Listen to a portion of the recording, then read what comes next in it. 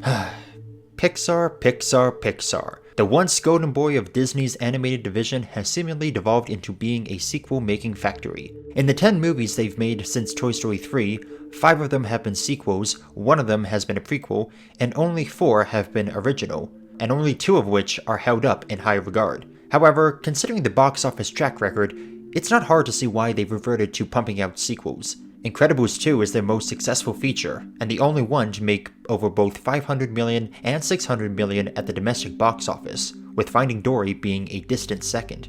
So, you have an original idea come along and you want it to be a success. How do you do it? Well, if you ask Inside Out, the trick is to get recognizable actors to voice the characters. And since the biggest franchise in the world is owned by the same parent company, why not borrow a couple of actors from them to put them in your movie?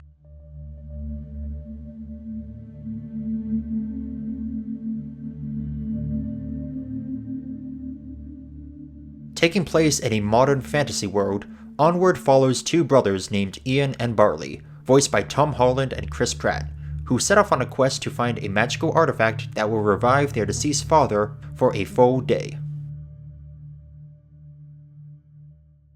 Going into this, it feels like fairly safe Pixar content, something the kids will enjoy while the parents are mildly entertained.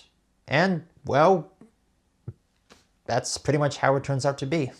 Chris Pratt and Tom Holland give likable voice performances as the 2 brothers. It's a unique blend of fantasy with the real world, and there are some remarkable sequences. That being said, the movie never really becomes more than the sum of its parts. It feels like a movie that could have been made by any other animation company, and misses the spark that made Pixar so special in the past. By no means is it a bad movie, or even a mundane one, but the next Pixar classic, this is not. The setting of the movie is in a world where magic was once commonplace, but abandoned as technology progressed, and the practice of said magic was difficult to master. Over time, magic faded away. It's a fascinating way of creating this fantastical world that has a lot of aspects from our modern day and treating magic as this outdated idea that society has long since moved on from. I liked this approach. I think in a weaker script, magic would be illegal, or at the very least, a very taboo subject. You can make the argument that magic is meant to be a stand-in for older technology. As new devices were developed, the old ways and old practices fell by the wayside. However, as our heroes discover, sometimes you need the old ways every once in a while. Not always, but enough to maintain a presence. The end of the movie sees Ian, voiced by Tom Holland, getting better at magic, and magic itself is becoming more widespread throughout the world. I don't think this was the intention of the director and the writers, but I found that this movie had some commentary about planned obsolescence and the over-reliance we currently have on technology. Not saying that the movie as a whole is as thematically deep as some of the better works in Pixar's canon, but it's one of those things that I found myself noticing on a rewatch. To understand this, let's backtrack and take a look at the story at large. Ian is a 16-year-old elf struggling with self-confidence, while his brother Barley, voiced by Chris Pratt, is a confident, extroverted, and impulsive fan of role-playing games. Their relationship is almost like that of a son being embarrassed by his father's eccentric behavior, as Barley fits the mold of a father figure as much as a brotherly one. Their father, Wilden, died shortly before Ian's birth, and the spell that they cast is meant to give both boys closure and to give their dad the farewell they wish they could have given. His death particularly affected Barley, who decided that he would never hesitate or run away from anything ever again. Do you have another memory of Dad you haven't told me? No, it's just not my favorite. When Dad was sick, I was supposed to go in and say goodbye to him, but he was hooked up to all these tubes, and he just didn't look like himself. I got scared and I didn't go in. That's when I decided I was never going to be scared ever again. Their mother presents them with a gift that she was instructed to give after both boys were over the age of 16. A staff, a rare phoenix gem, and a letter containing instructions for what is described as a visitation spell. Ian is successful in casting it, but Barley interrupts him partway through, only bringing back the bottom half of Wilden's body. The quest is now to find another phoenix gem and complete the spell before the sun sets the following day. From that point, it's usual road trip shenanigans, going from point A to point B to point C, and completing all the side quests and overcoming obstacles. One example is that of them visiting the Manticore's Tavern. Once a local hub for adventurers, has now been converted into a family restaurant. The Manticore, otherwise known as Cory, ends up destroying her restaurant once she realizes just how mundane her life has become. The boys think they've just lost the chance to acquire a map, but they're able to figure out where they need to go thanks to a children's menu. Trailing them is the boy's mother, Laurel, voiced by Julia Louis-Dreyfus, who is dating a Centaur police officer, much to Ian's chagrin. When she meets up with Cory, voiced by Olivia Spencer, they discover that the boy's quest could potentially awaken an ancient curse that only her sword can defeat. In terms of plot beats, it's nothing you haven't seen before in other road trip movies. You have the main characters going on their journey, another group following them, and they ultimately all end up in the same place for the finale. It's an inoffensive family film formula.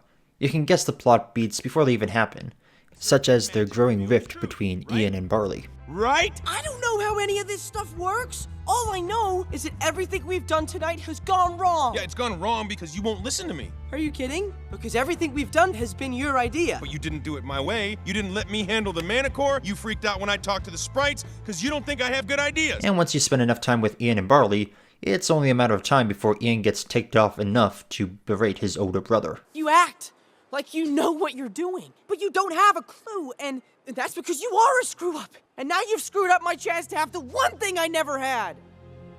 Then he realizes that his brother did everything he could to fill the gap that Wilden had left behind.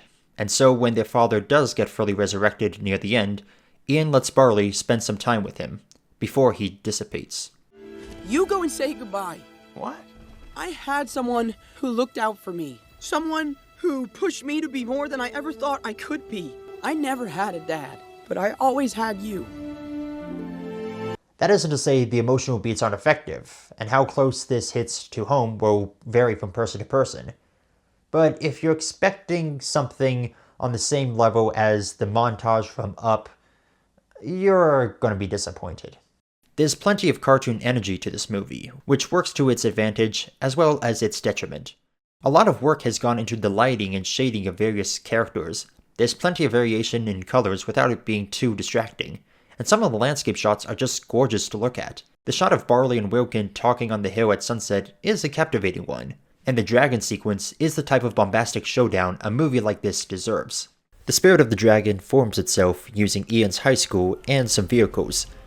And one little thing I thought was pretty cool is that its roar is the school bell. That being said, there's no shortage of moments where it feels like the movie is fighting for the attention of easily distractible children, which makes it a bit much for the adults who are watching, or any kids who are already paying close attention. The humor is very slapstick, and one sequence is based around the gag that Barley is tiny and has a high-pitched voice. And that's pretty much the extent of the gag. Barley is tiny, he has a high-pitched voice. Now laugh. Yeah, the movie has an issue with trying to make humor that's for all ages as opposed to just for kids. Some of that could come down to the scribes, which for this movie consisted of Dan Scalon, who's also director, Jason Headley, and Keith Bunyan.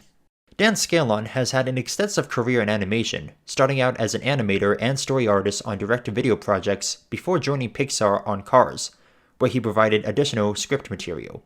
Since then, he has worked on every Pixar movie in some shape or form, with his directorial debut and first writer credit being for Monsters University. Debate the quality of that movie if you will, but Scalon having history with Pixar and having prior experience as director did help this movie quite a bit. His co-writers, however, have more spotty careers. Jason Headley's credits as a writer are almost exclusively reserved for short films. I haven't seen them, so I can't judge the quality, but considering how obscure they are, making the jump from those to a $200 million feature film must have been quite the adjustment for him. Keith Bunyan's is even more obscure, this marking his second feature film, his first being the horror drama Horns, which came out several years prior. This sort of explains why the movie isn't as tightly written as some of the better stories Pixar has given us in the past. You do have an experienced member of the Pixar team leading the charge, but you also have someone whose experience is limited to shorts that nobody has really seen, and another person who hasn't worked on a movie in the better part of a decade. Like I said, it's not a badly written movie, but it does feel like there are some wrinkles that didn't get ironed out properly, especially when it comes to the overall tone. It does feel like the movie was initially going to be darker than what we got in the end. One scene that ended up getting deleted features the brothers, their father, and a goat girl character who is meant to be a fourth companion, as they are entranced by evil mermaids to rent one of 3 houses. Once inside, the house itself begins to sink. The filmmakers felt it was too grim, so they left it on the cutting room floor.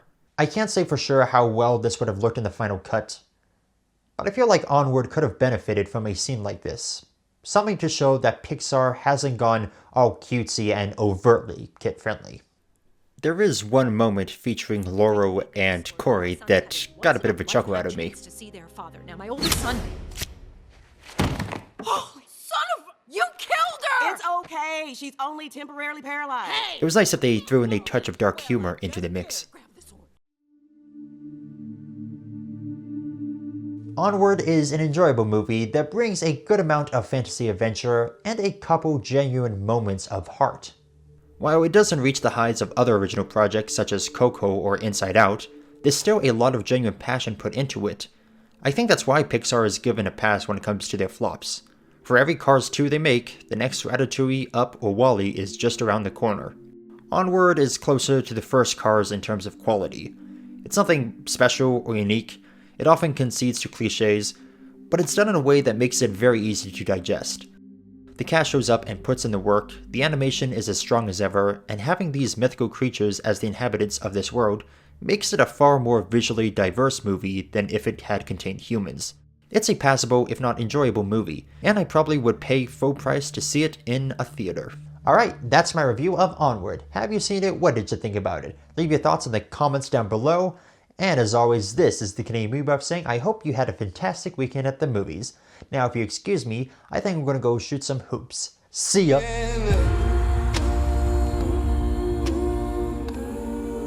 My goodness, to show